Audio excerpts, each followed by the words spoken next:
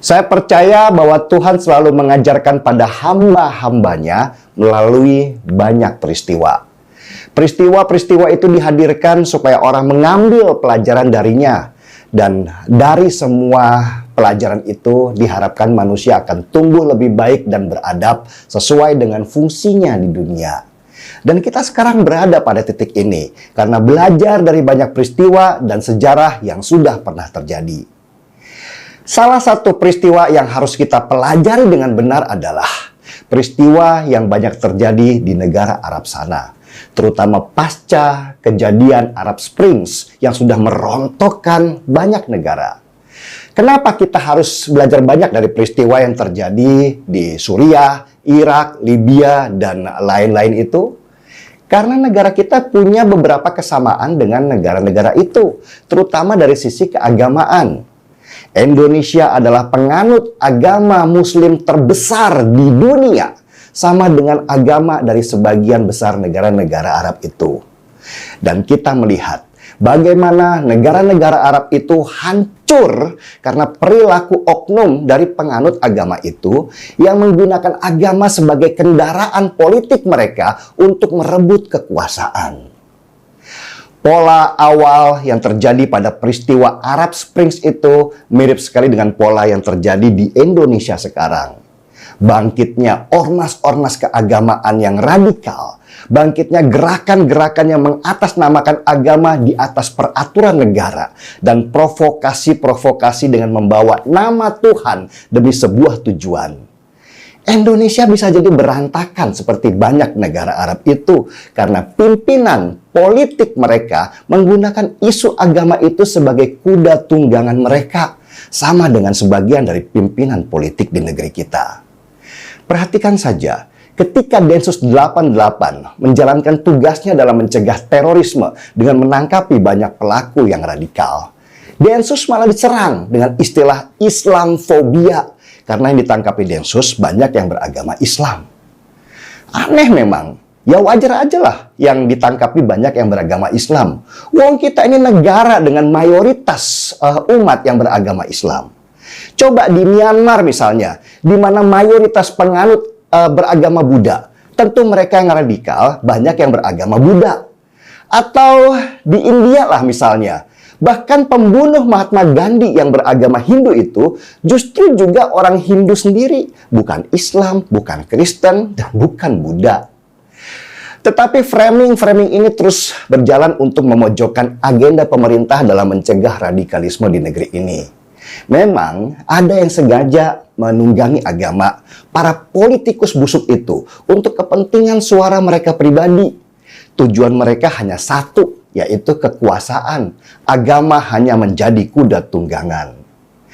Sayangnya, banyak orang yang tidak paham.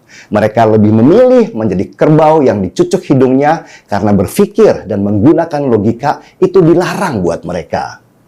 Dan kita melihat, pada setiap pemilu, baik di nasional maupun di daerah, para politikus selalu bergandengan tangan dengan kelompok garis keras itu hanya untuk mendapatkan suara mereka. Para politikus itu membungkus kelakuan mereka yang korup dan lemah dengan agama. Dan itu berhasil buat mereka, karena mereka tahu di sekitar mereka banyak sekali yang mabuk agama. Ini jelas berbahaya untuk ketahanan bangsa. Kalau daerah-daerah sudah dikuasai oleh kelompok radikal, tujuan mereka terakhir tentu akan ke pusat untuk kuasai nasional. Lihat aja lah, Pilpres 2014 dan 2019. Beberapa partai dengan rendahnya bisa berangkulan dengan HTI, dengan FPI, dengan 212 demi kekuasaan. Bahkan sekelas Prabowo Subianto yang dikenal sangat nasionalis bisa merendahkan dirinya untuk duduk bersama Rizik Syihab dengan pentolan-pentolan garis keras itu demi mendapat suara. Untung dia kalah. Kebayangkan kalau Menteri Agama kita itu Rizik Syihab. Dan salah satu pilkada terbarbar dalam sejarah Indonesia adalah Pilkada DKI di tahun 2017, di mana politik, ayat, dan mayat bertebaran. Pendukung salah satu calon, kalau meninggal, jenazahnya haram untuk disolatkan. Masjid dikuasai untuk mengusir mereka yang berbeda pilihan. Dan salah satu calon yang bernama Anies Baswedan menggunakan politik identitas itu untuk memenangkan pertarungan.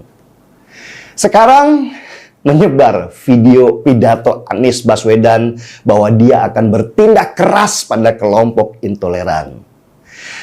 Bertindak keras? Seperti apa, Anies? Menggebuk mereka? Atau malah menyusul mereka? Setahu saya, sejak Anies memimpin Jakarta, sudah ratusan miliar rupiah dia keluarkan dan disalurkan untuk banyak ormas yang dulu mendukung dia.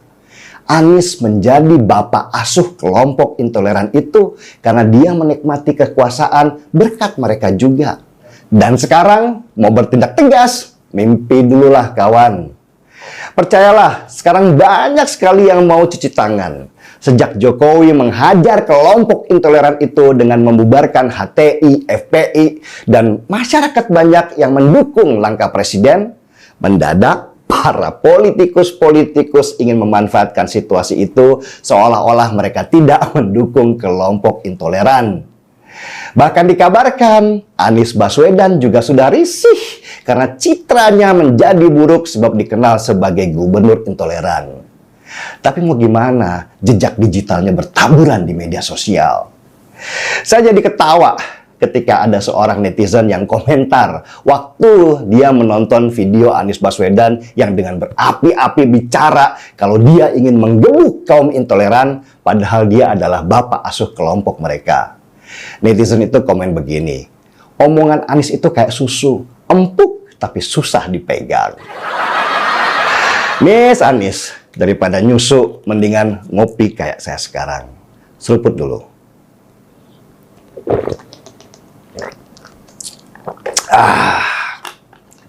Markipi, mari kita ngopi. Saya Denny Siregar, kita di acara Timeline.